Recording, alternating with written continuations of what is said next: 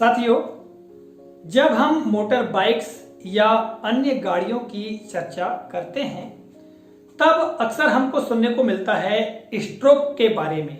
क्या होता है स्ट्रोक्स? अक्सर 4 स्ट्रोक्स गाड़ी, 2 स्ट्रोक्स गाड़ी ऐसा हम सुनते हैं। तो ये स्ट्रोक क्या है और किन स्थिति में और कब ये स्ट्रोक्स बनते हैं? 4 स्ट्रोक्स कब होते हैं, 2 स्ट्रोक्स कब होते हैं? आज के इस कालखंड में हम जानने का प्रयास करेंगे। सम्मानित साथियों एवं प्रिय विद्यार्थियों, जय हिंद। सामान्य ज्ञान की दृष्टि से आवश्यक भी है कि हम गाड़ियों के स्ट्रोक के बारे में जानें। वर्तमान में गाड़ियां हमारे जीवन का अभिन्न अंग हैं और इसके बगैर हमारा जीवन संभव नहीं है। हर जगह हमको पग पग पर गाड़ियों की आवश्यकता होती है। सबसे पहले हम हिंदी में स्ट्रोक का अर्थ समझेंगे, स्ट्रोक का क्या अर्थ है। फिर गाड़ियों के इंजन की भाषा में हम स्ट्रोक को समझने का प्रयास करेंगे। साथ ही मैं आपको चित्र के माध्यम से स्ट्रोक कब कब होते हैं, किन स्थितियों में होते हैं, 4 स्ट्रोक कब होता है, 2 स्ट्रोक कब होता है, यह बताने का, समझाने का प्रयास करूंगा। जैसा कि आप मेरे पीछे ग्रीन बोर्ड में देख रहे हैं, स्ट्रोक्स के बारे में महत्वपूर्ण जानकारी मैंने लिख कर रखी है, चित्र भी बनाकर रखा है और चित्र के माध्यम से भी आपको समझाने का प्रयास करूंगा। तो देखिएगा, सबसे पहले हम जान लेते हैं स्ट्रोक का क्या अर्थ है। आप यहां पर देख रहे हैं स्पेलिंग STROKE, स्ट्रोक। स्ट्रोक का मतलब अगर हम हिंदी में करें तो होता है आघात करना या चोट करना। साथियों, जब तक किसी पर चोट या आघात नहीं किया जाता तब तक वह गतिशील नहीं होती है। तो गाड़ियों में भी जो इंजन होते हैं उनमें आघात या चोट की जाती है तभी वह गाड़ी गतिशील होती है। तो मिला के गतिशील करने के लिए चोट करना या आघात करने की जो स्थिति है उसी को हम स्ट्रोक कहते हैं। देखिएगा, इंजन की भाषा में हम जो स्ट्रोक है उसको समझने से पहले यहां पर आप चित्र देख रहे हैं, इस चित्र को समझ लेते हैं। ये जो रेखा चित्र मैंने बनाकर रखा है, इस रेखा चित्र को समझते हैं। इसके पश्चात मैं आपको जो गाड़ी की भाषा में स्ट्रोक्स का अर्थ बताने का प्रयास करूंगा। आप यहां पर देख रहे हैं साथियों, यहां पर ये जो भाग दिखाई दे रहा है, इतना भाग, ये कहलाता है पिस्टन। ठीक है, ये पिस्टन। और इस पिस्टन में यहां पर देखिए ये रॉड लगी हुई है, इसको कहते हैं पिस्टन रॉड या पिस्टन शाफ्ट कहते हैं, या इसको शाफ्ट कहा जाता है, इसको क्रैंक शाफ्ट कहते हैं। ये आगे जो लगा हुआ है ये क्रैंक कहलाता है। ठीक है, इसको, और ये जो क्रैंक शाफ्ट है और ये क्या है, ये क्रैंक है, और ये हो गया पिस्टन। अब ये पिस्टन जो है आगे और पीछे होता है इस प्रकार से ये। ठीक है, तो ये जिसके अंदर चलता है इसको कहते हैं हम सिलेंडर। ठीक है, अगर हम सामान्य भाषा में कहते हैं तो वो पायरी भी कहा जाता है, यानी कि सिलेंडर कहलाता है। ठीक है, इस सिलेंडर के अंदर ये पिस्टन आगे पीछे होता है, ये कहलाता है सिलेंडर। ठीक है, इधर आपने समझ लिया। इसके पश्चात आप आगे देखेंगे तो यहाँ एक प्लग रखा हुआ है और ये प्लग चिंगारी के लिए या जो स्पार्क है उसके लिए लगाया जाता है, और इसके आगे यहाँ से इस वायर के द्वारा करंट दिया जाता है, और जब करंट मिलता है तो यहाँ पर चिंगारी निकलती है। और चिंगारी निकलने का कारण क्या रहता है कि यहाँ जो पेट्रोल आता है उसमें आग लग जाती है। यहाँ से देखिएगा, ये यहाँ पर एक चित्र बना हुआ है, ये कार्बोरेटर का चित्र है, और यहाँ से पेट्रोल सप्लाई होती है और यहाँ से जब इंजन के अंदर यानी कुल के सिलेंडर के अंदर पेट्रोल प्रोवाइड किया जाता है। और यहाँ पर आप देखिएगा, ये यहाँ से धुआं जो है या जो अंत में बचा हुआ ब्रश पदार्थ होता है उसको यहाँ से निकाल दिया जाता है, जिसे कि हम साइलेंसर कहते हैं। यहाँ से धुआं प्रवाहित किया जाता है। ठीक है, तो ये आपने समझ लिया। साथ में आप यहाँ देख रहे हैं 2 वाल्व हैं। ठीक, तो ये सामान्य रूप से रेखा चित्र है, इसके बारे में मैंने आपको बताने का प्रयास किया है। आप यहाँ पर देखिएगा, ये जो पिस्टन है, ये पिस्टन ये आगे आएगा फिर पीछे जाएगा, आगे आएगा पीछे जाएगा। तो ये पिस्टन के आगे पीछे होने की स्थिति को ही स्ट्रोक कहा जाता है।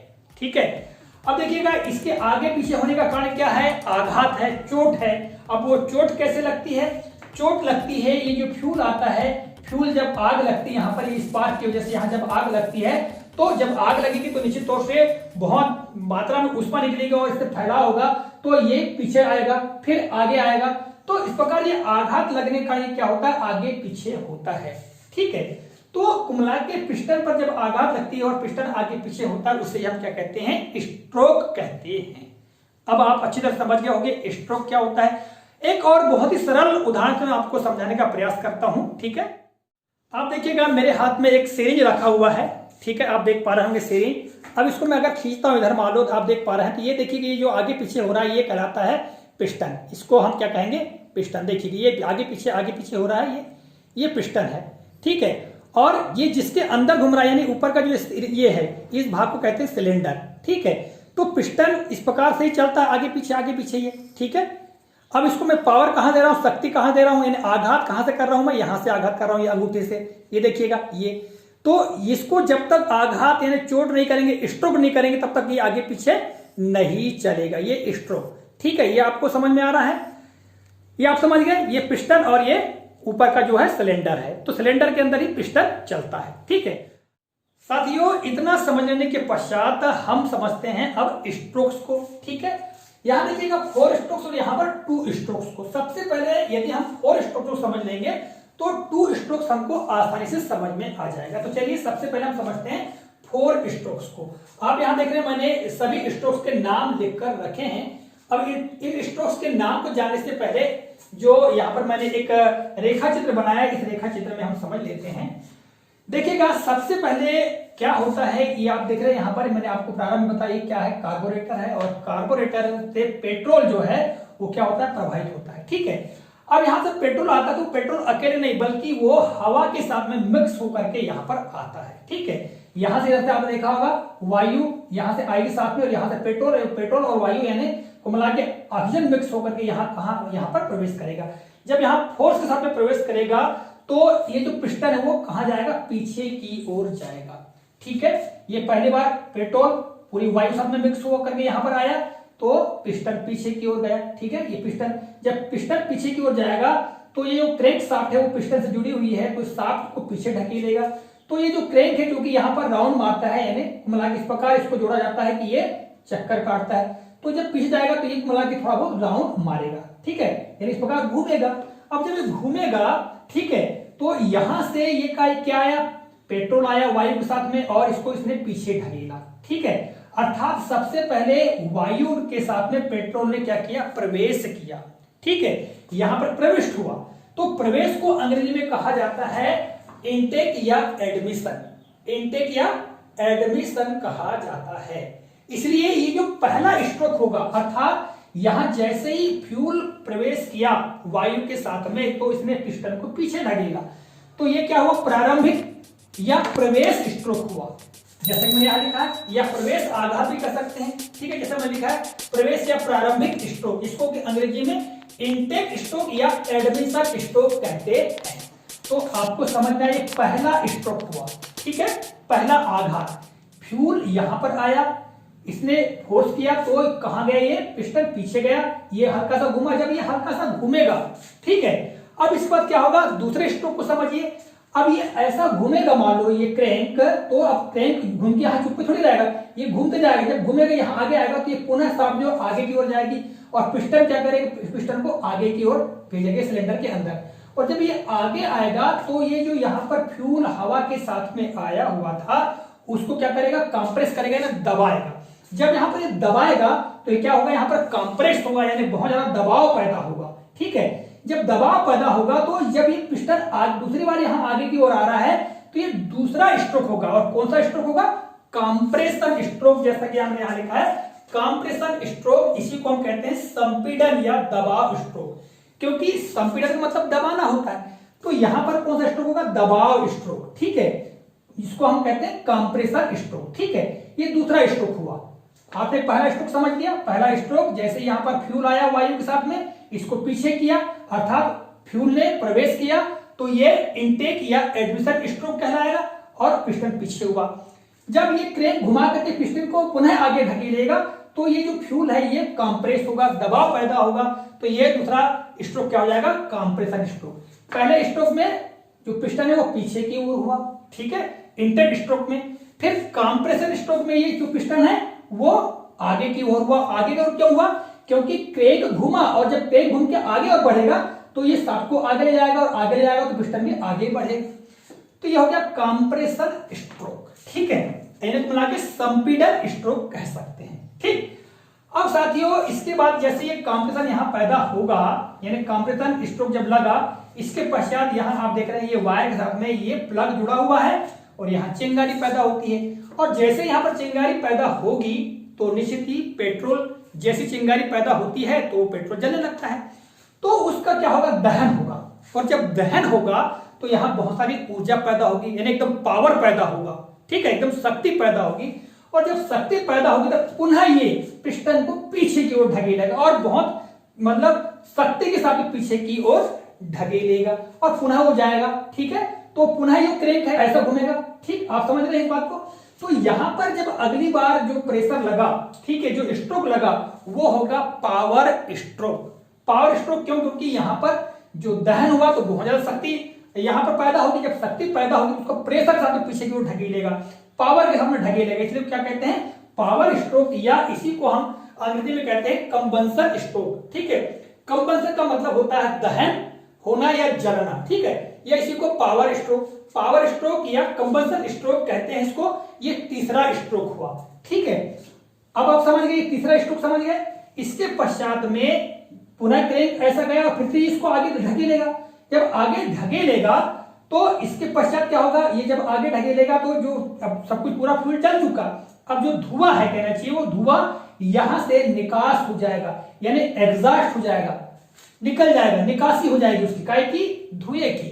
तो ये जो चौथा स्ट्रोक, चौथी बार जब ये आएगा पिस्टन यहां पर, पहली बार में गया, दूसरी बार में फिर आया, ठीक है, फिर तीसरी बार में फिर गया, चौथी बार में जब आएगा तो इसको हम कहेंगे एग्जॉस्ट स्ट्रोक। देखिए यहां पर एग्जॉस्ट स्ट्रोक या निकासी या उत्सर्जक स्ट्रोक इसको कहते हैं।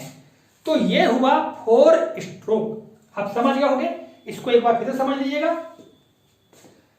पेट्रोल अर्थात फ्यूल जो है वायु के साथ में प्रवेश किया तो ये क्या हुआ, इनटेक स्ट्रोक, और पिस्टन को पीछे कर दिया। पुनः पिस्टन, ये क्रैंक घूम करके पिस्टन पुनः आगे आएगा तो इससे क्या होगा, कंप्रेस होगा, ये हुआ कंप्रेशन स्ट्रोक, ठीक है। फिर इस प्लग में चिंगारी लगेगी, चिंगारी लगी और ये पेट्रोल जला, पेट्रोल जलने के बाद पश्चात में ऊष्मा पैदा होगी, है ना, जिससे कि पावर पैदा होगी और पिस्टन को पुनः तेजी से पीछे की ओर धकेलेगा ये, है ना। तो ये क्या हो जाएगा, पावर स्ट्रोक, तीसरा स्ट्रोक हो गया। और फिर पुनः ये घूम करके ये आगे आएगा तो यहाँ पर जो बचा कुचा जो धुआं है वो यहां से बाहर निकल जाएगा, ये एग्जॉस्ट स्ट्रोक होगा। तो साथियों आप समझ गए होंगे ये 4 स्ट्रोक इस प्रकार से होता है, ठीक है। अब हम 2 स्ट्रोक को समझ लेते हैं। 2 स्ट्रोक्स केवल पहला पावर अर्थात कंबशन स्ट्रोक और दूसरा होता है एग्जॉस्ट स्ट्रोक। इसमें होता यह है कि जैसे फ्यूल आया और सीधे यहां पर जल गया, ठीक है, यहां दहन हो गया और इसको सीधे उन्हें पीछे ढकेल दिया, तो मिला के पहली बार में क्या हो गया, पावर स्ट्रोक, ठीक है। और पुनः ये क्रैंक घूम करके ये इस प्रकार से आगे आया और यहां से जो एग्जॉस्ट स्ट्रोक कहना चाहिए, यहां पर जो धुआं वगैरह है बाहर निकल गया। तो ये 2 स्ट्रोक मैंने, जब स्थिति ऐसी बनती है कि जैसे फ्यूल आया उसका दहन हो गया अर्थात पावर बन गया और पावर बनने के बाद पिस्टन पीछे गया, ठीक है, और ये पुनः आगे आया एग्जॉस्ट स्ट्रोक, यानी इस प्रकार से 2 स्ट्रोक इसमें होते हैं, ठीक है, पावर स्ट्रोक और दूसरा एग्जॉस्ट स्ट्रोक। तो इस प्रकार से ये 2 स्ट्रोक से होता है, ठीक है। अब साथियों इसमें एक बात आती है कि जो पावरफुल कौन सा स्ट्रोक होता है, 2 स्ट्रोक से ज्यादा पावरफुल होगा कि 4 स्ट्रोक से इंजन ज्यादा पावरफुल होगा। तो आप समझ लीजिएगा इसमें 2 स्ट्रोक्स इंजन ज्यादा पावरफुल होता है। और क्यों होता है, देखिएगा जब पहली बार में पावर स्ट्रोक लगेगा यानी कंबशन स्ट्रोक लगेगा तो यहां बहुत तेजी से जो पिस्टन है वो पीछे की ओर जाएगा और क्रैंक को बहुत तेजी से घुमाएगा, ठीक है। तो यहां पर ज्यादा शक्ति लग रही है तो बहुत तेजी से घूमेगा यानी ज्यादा बल मिलेगा, ठीक है। और तुरंत क्या होगा, एग्जॉस्ट। फिर दूसरी बार में क्या होगा, फिर वही पावर स्ट्रोक, फिर exhaust, power stroke, exhaust, power stroke, exhaust. तो यही क्रम चलते रहेगा तो शक्ति जो इसमें तेजी से लगेगी, मिला के 2 स्ट्रोक्स इंजन में ज्यादा शक्ति पैदा होगी और ये जो क्रैंक है बहुत तेजी से उसमें घूमेगा, ठीक है। किंतु इसमें जो फ्यूल है अर्थात पेट्रोल की जो खपत है वो बहुत अधिक होती है, इसलिए ये ज्यादा किफायती 2 स्ट्रोक्स इंजन नहीं माने जाते। जबकि 4 स्ट्रोक्स जो इंजन है इनको किफायती माना जाता है क्योंकि इसमें पेट्रोल या फ्यूल कम लगता है, ठीक है। तो जो 4 स्ट्रोक्स इंजन है वो ज्यादा किफायती, ज्यादा अच्छे होते हैं। अब हम बात करें भार की तो देखिएगा 4 स्ट्रोक्स इंजन का भार या वेट जो है वो ज्यादा होगा, 2 स्ट्रोक्स इंजन का वेट कम होगा, ठीक है। अब साथियों ये जो सिलेंडर में आप देख रहे होंगे यहाँ पर मैंने कुछ ऐसे इस प्रकार से बनाए हुए यहाँ पर कट कट टाइप के, आपने देखा होगा जो इंजन होते हैं, इंजन का जो कटा फटा भाग टाइप का दिखता है, वो अतिरिक्त पट्टियां बाहर निकली हुई आपको दिखाई देती होंगी। तो ये पट्टियां क्यों लगी हुई होती हैं? देखिएगा, ये पट्टियां इसलिए लगी हुई होती हैं ताकि इंजन क्या रहे, ठंडा रहे। क्योंकि जब पिस्टन बार बार आना जाना करेगा तो निश्चित तौर से जब घर्षण होगा तो गर्मी पैदा होगी, ठीक है, हीट पैदा होगी।